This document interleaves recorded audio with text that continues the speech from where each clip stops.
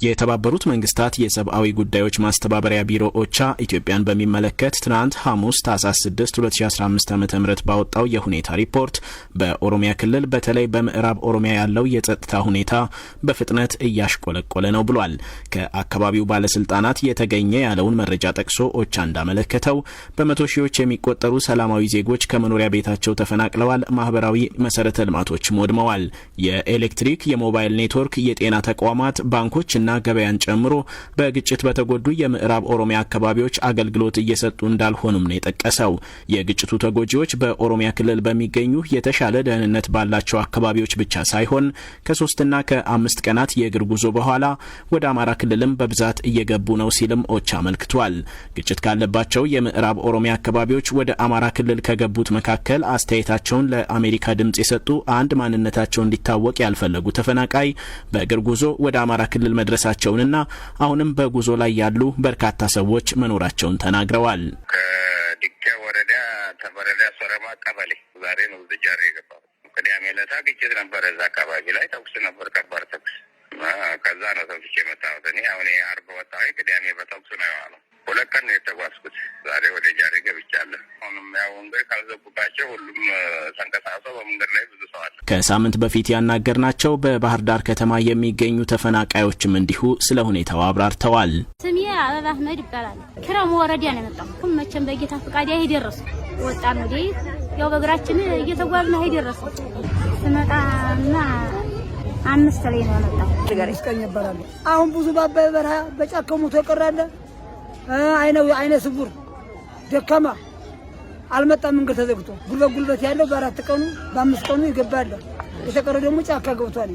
ባለፉት 15 ቀናት ብቻ ከ10 ሺህ በላይ ሰዎች መፈናቀላቸውን የገለጸው ኦቻ ከኦሮሚያ ክልል የተፈናቀሉ አብዛኞቹ ተፈናቃዮች በምስራቅ ጎጃም፣ ሰሜን ሸዋ፣ ሰሜን ወሎ፣ ደቡብ ጎንደር፣ ደቡብ ወሎና ምዕራብ ጎጃም ዞኖች እንዲሁም በደብረ ብርሃን ከተማ ከሚገኙ ማህበረሰቦች ጋር ይኖራሉ ሲል በሪፖርቱ ጠቅሷል። እየጨመረ ከመጣው የተፈናቃይ ቁጥር ጋር ተያይዞ የአማራ ክልል ባለስልጣናት ተጨማሪ የተፈናቃዮች መጠለያ ጣቢያዎችን እየከፈቱ እንደሚገኙም ነው የገለጸው። ስለዚህ ጉዳይ ናቸው የአማራ ክልል አደጋ መከላከልና ምግብ ዋስትና ኮሚሽን የህዝብ ግንኙነት ኃላፊ አቶ ኢያሱ መስፍን ተከታዩም ብለዋል። በኦሮሚያ ክልል ከማንነትን መሰረት ባደረገው ጥቃት ቁጥሩ ከ2 ሳምንት ወዲህ ከ10 ሺህ በላይ ተፈናቃዮች ወደ ክልሉ ገብተዋል። እነዚህን ተፈናቃዮች ለመደገፍና ለማቋቋም ወደ ቀድሞ የትውልድ ቦታቸው አካባቢ ሆነው ድጋፍ እንዲያገኙ የማድረግ ስራ እያከናወንን እንገኛለን። ከዛ ባሻገር ተፈናቃዮችን ለመመለስ በሰራነው ስራ በርካታ ካምፖች ባዶ ሆነዋል። ለምሳሌ ብንወስድ የሰሜን ወሎ ጃራ ካምፕ ባዶ ነው። ነገር ግን አሁን ድረስ 34 ካምፖች ከ68 ሺህ በላይ ተፈናቃዮች አሉባቸው። ይህ ማለት ግን ከኦሮሚያ የመጡት ብቻ ሳይሆኑ እዚህም ክልላችን ውስጥ በባለፈው ጦርነቱ ምክንያት ከትግራይ ተፈናቅለው የመጡ ሰዎች አሉበት። ከተለያየ ከቤንሻንጉል የመጡ ሰዎችም አሉበት። የተፈናቃዮች መጠለያ ጣቢያ እጥረት መኖሩንም አቶ ኢያሱ ተናግረዋል። መጠለያ ጣቢያ ጫና ፈጥሮብናል። እስካሁን ድረስ እኛ 34 ጊዜያዊ መጠለያ ጣቢያ አለን። ይሄ ማለት ግን የተፈናቃዩን ሁሉ ይይዛል ማለት አይደለም። ወደ ቀድሞ ዘመዶቻቸው እየተጠጉ በመደጋገፍ እሴቱ ማህበረሰቡ ይህን ችግር ለመሻገር እያደረገ ያለው የመደጋገፍ ባህላችን ነው እያሻገረን ያለ እንጂ አሁንም ቢሆን ካምፕ ላይ እያስገባን የምናደርገው ነገር ውጤታማ ነው ብሎ መውሰድ አያስደፍርም። በተለያዩ ምክንያቶች የእርዳታ አቅርቦትም አነስተኛ መሆኑን ነው አቶ ኢያሱ ያመለከቱት።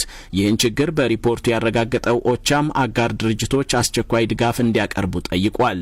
በሌላ በኩል ከሰሞኑ ግጭት ከሚገኝበት የምስራቅ ወለጋ ዞን አካባቢዎች አንዱ የሆነው የጊዳ አያና ወረዳ ምክትል አስተዳዳሪ አቶ ጌታውን ቶሌራ እንዳሉት ግጭት ካለባቸው የዞኑ አካባቢዎች የተፈናቀሉ ከ30 ሺህ በላይ ነዋሪዎች በወረዳውና በአያና ከተማ ባሉ መጠለያዎች ይገኛሉ። ለተፈናቃዮቹ የምግብና የአልባሳት እርዳታ እያደረገ ያለው የአካባቢው ህዝብ ሲሆን የመንግስትና የረዴት ድርጅቶች መንገድ ላይ ባለው የጸጥታ ችግር ምክንያት እርዳታ ለማድረስ ሁኔታው ከአቅማቸው በላይ መሆኑን ምክትል አስተዳዳሪው ገልጸዋል። በግጭቱ በሰው ህይወት ላይ ስለደረሰው ጉዳት የተጠየቁት አቶ ጌታውን ኮሚቴ ተመስርቶ ጥናት እየተደረገ ስለሆነ ምርመራውና ጥናቱ ሲጠናቀቅ እንገልጻለን ብለዋል። ከሰሞኑ በምስራቅ ወለጋ ያለው አለመረጋጋት አሁንም የቀጠለ ሲሆን የአማራ ብሔር ተወላጅ የሆኑ የዞኑ ነዋሪዎች ጥቃቱን እየፈጸሙ ያሉት የኦሮሚያ ክልል ልዩ ኃይሎችና እነርሱ ኦነግ ሸኔ የሚሏቸው ራሳቸውን ደግሞ የኦሮሞ ነጻነት ሰራዊት የሚለው ታጣቂ ቡድን እንደሆኑ ሲገልጹ፣ የኦሮሞ ብሔር ተወላጅ የሆኑ ነዋሪዎች ደግሞ ለጥቃቱ የአማራ ጽንፈኛና ፋኖ የሚሉትን አካል ተጠያቂ ያደርጋሉ።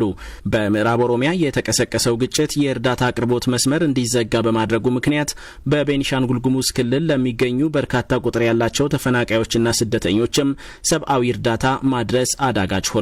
ኦቻ እንዳለው በተያያዘ ዜና ከሰላም ስምምነቱ በኋላ ወደ ትግራይ ክልል የሚደርሰው የሰብአዊ ድጋፍ አቅርቦት መሻሻሉን ቀጥሏል ሲል ኦቻ በሪፖርቱ አስታውቋል። እንደ ኦቻ ከሆነ የምግብና ምግብ ነክ ያልሆኑ የእርዳታ አቅርቦቶች በአፋርና በአማራ ክልሎች በኩል ባሉ 4 ኮሪደሮች ወደ ትግራይ እየተጓጓዙ ነው። ከህዳር 6 እስከ 29 ባለው ጊዜ ውስጥ የኢትዮጵያ መንግስትና ግብረሰናይ አጋሮች ከ63800 ሜትሪክ ቶን በላይ ምግብና ከ4000 ሜትሪክ ቶን በላይ ምግብ ነክ ያልሆኑ ድጋፎችን የጫኑ ከ1600 በላይ የጭነት መኪኖችን ወደ ክልሉ መላካቸውንም ነው የገለጸው። የአየር አገልግሎትም